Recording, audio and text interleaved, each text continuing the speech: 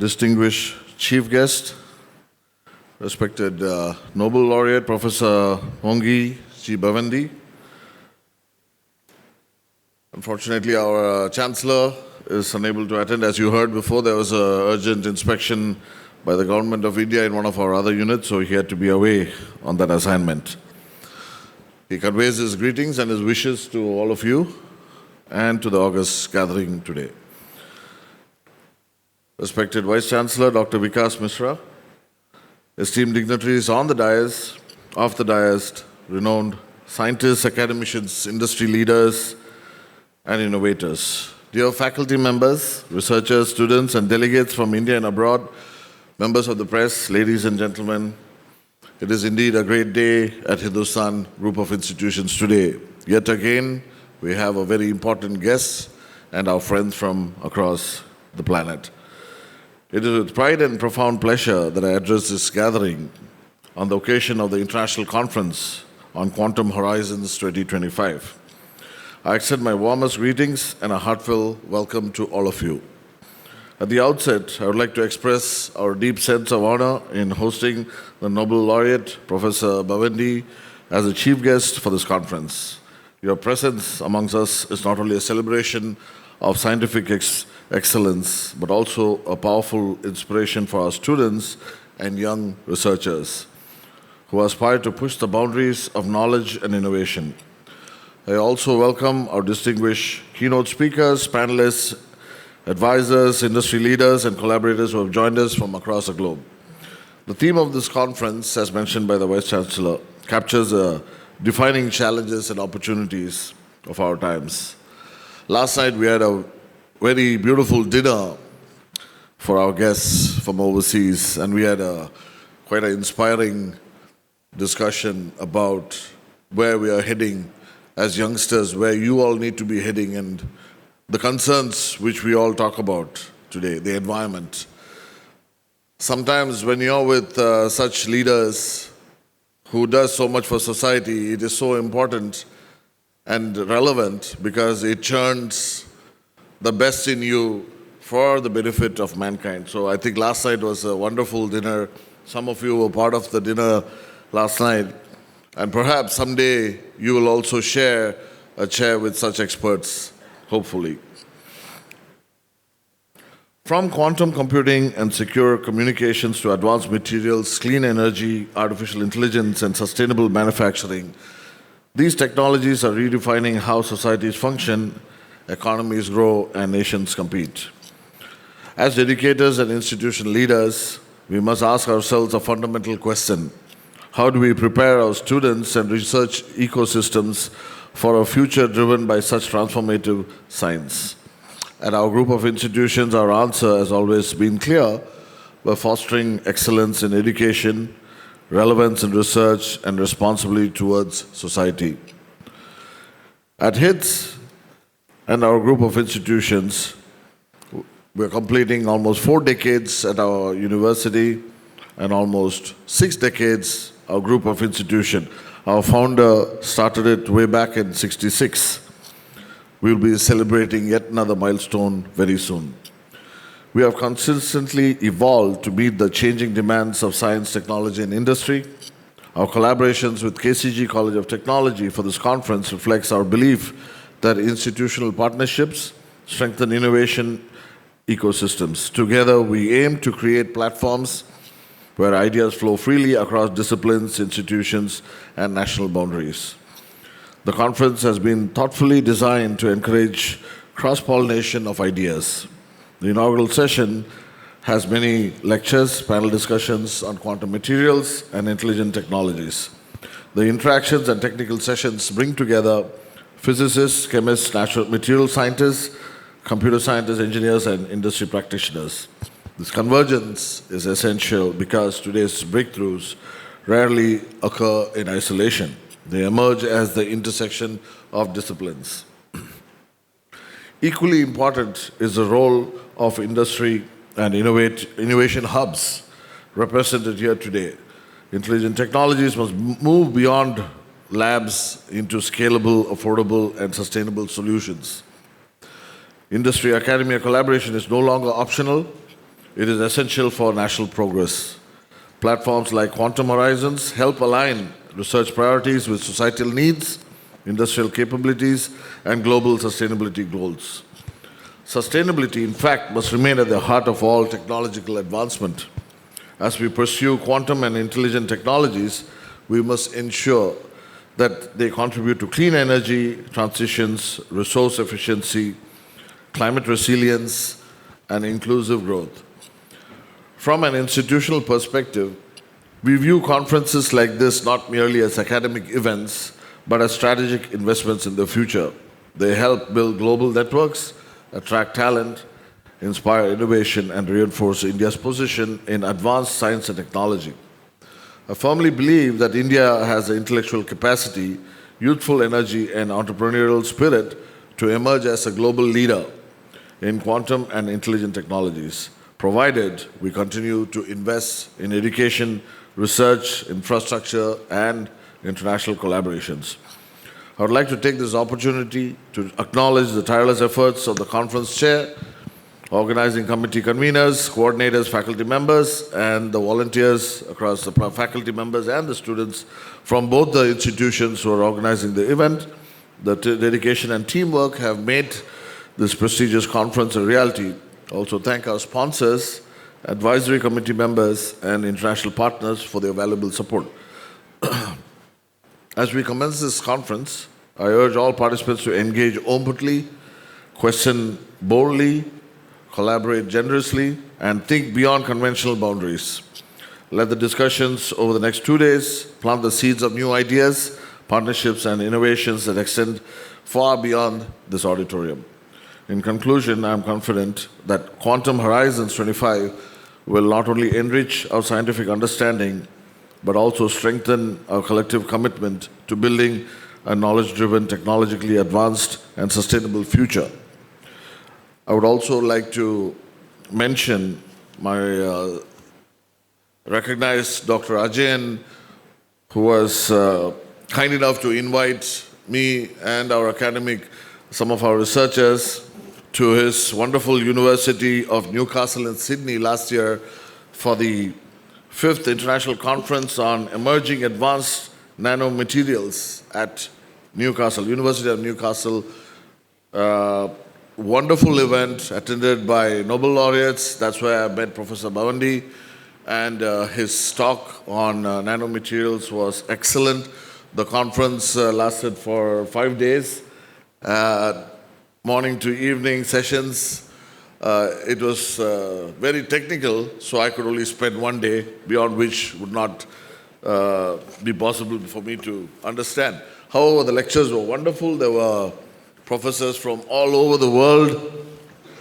And the wonderful point I'd like to mention, as a leading researcher in nanomaterials, he has one of the best centers in Australia. I hope some of you, he has given wonderful opportunities for our staff and students to get trained there. If you do get an opportunity, please make sure you don't miss it. He's a great professor and a leader. I think all of you must look upon to him and appreciate his quality of knowing each and everyone's name in that wonderful conference. He would call them all out, each of the speakers by name and designation, and that's how much he values the social capital which he has developed over the years. And that's what brings the best research resources to him anytime, all the time. And I must thank him for bringing a wonderful guest to our campus today, so all of us may experience and learn from him, and of course Dr. Ajayan and all the other delegates who have come from across India and other countries. So I wish you all the best once again, and thank you all for being a part of this wonderful event. And I look forward to also the panel discussion which will follow this. We have a lot of children from across many schools who have eagerly signed up, and they have some questions they would like to ask the panel. I hope the panel will be able to satisfy the scientific thirst and hunger of our youngsters of our country. Thank you. A very good morning to everyone present here today. I would like to also share that our Chancellor, Dr. Anand Jacob Burgess, though unable to join us this morning due to prior commitments, sends his warm greetings and best wishes for the success of Quantum Horizons 2025 and to everyone gathered here today. It is a rare privilege in the life of any institution to welcome someone whose work has not only shaped a field of science, but has reshaped how humanity understands the invisible world around us. Today is one such moment. I have the honor of introducing our chief guest, Nobel Laureate Dr. Moungi G. Bawendi, Professor of Chemistry at the Massachusetts Institute of Technology. Dr. Bawendi did not simply study quantum dots. He redefined them.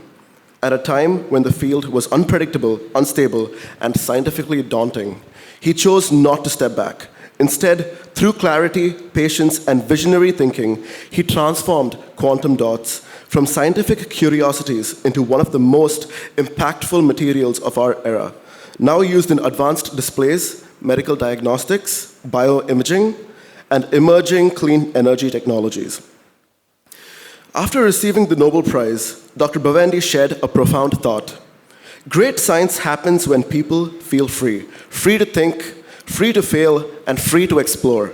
That philosophy resonates deeply with the spirit we want to cultivate here at Hindustan, a culture where curiosity is encouraged, where experimentation is celebrated, and where young minds dare to challenge the status quo. Across 3 decades at MIT, Dr. Bawendi has nurtured hundreds of scientists, not merely to achieve academic excellence, but to become innovators who positively shape society. Many of his mentees now lead influential research laboratories, build pioneering companies, and push the frontiers of sustainability, medicine, and technology. As we gather here to explore quantum horizons, new materials, intelligent technologies, and sustainable futures, Dr. Bawendi stands as a powerful reminder that the future is built by those who push beyond what is known and imagine what is possible. Ladies and gentlemen, it is with immense respect and pride that I welcome our chief guest, Nobel Laureate Dr. Moungi G. Bawendi. To be here to open this conference on quantum materials and the future technologies. I've had a wonderful time in Chennai and in India so far, and I'm sure I'll come back. It's been great. I want to see more. My talk today is going to be the story of this material which we call quantum dots. It's a story of a journey of curiosity that turns into a technology. It's a journey that reflects often what happens in science and technology, where humans have an idea of how the world works. They want to explore the world. We're explorers of the world around us. And from that exploration, they discover new phenomena, they discover new materials, new ideas, and they take these ideas and phenomena and build science and technology around them. So let me start from the beginning, for me at least. Let me tell you a little bit about myself, because I think that our history also shapes the way that we think of.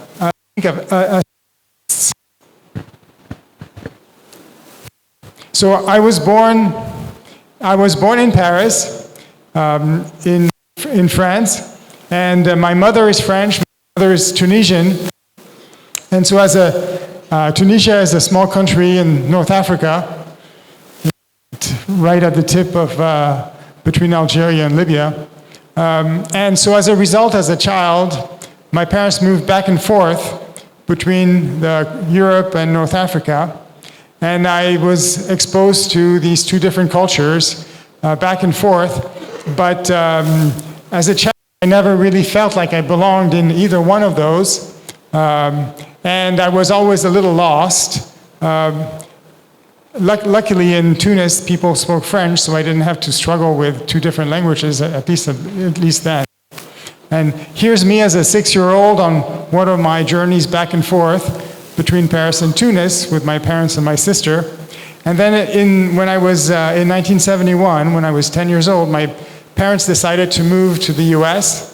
And there me as a 10-year-old child in the airport in Orly in Paris on my way to become an American.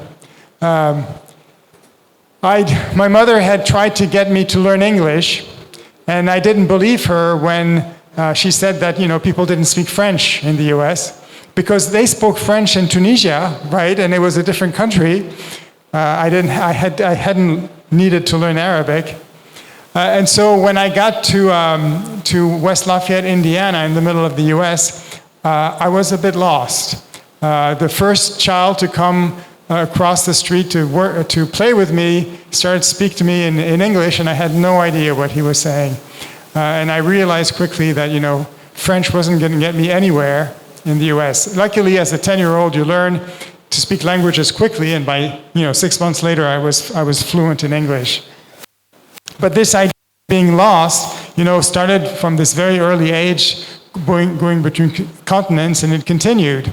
And in fact, when we moved to West Lafayette, Indiana, the university that is there is called Purdue University, P-U-R-D-U-E. And if you replace the first U in that word, it spells P-E-R-D-U-E. And if you know French, that spells perdu, which it translates to lost. So it was a perfect place for me to arrive there. So from West Lafayette, we moved back to Paris again. So, we kept going back and forth. Eventually, I ended up at Harvard University and went to college there. And again, Harvard University was on the east coast of the US at the time in 1978. That was still populated largely by private school students from the east coast, largely, a little bit from the west coast, but very few from the Midwest. And I was a little bit I was lost, and let's just say. I was so lost that when I took my first chemistry exam in late October of 1978, I promptly failed it completely. I got the lowest grade in the class. It was a 21 out of 100, and that was generous because I looked at all the questions and I was paralyzed, and I just wrote a little bit on each question, and all the partial credit, ended up to 21, but really it should have been 0. And so that was my first big failure on my way to becoming a scientist. And that's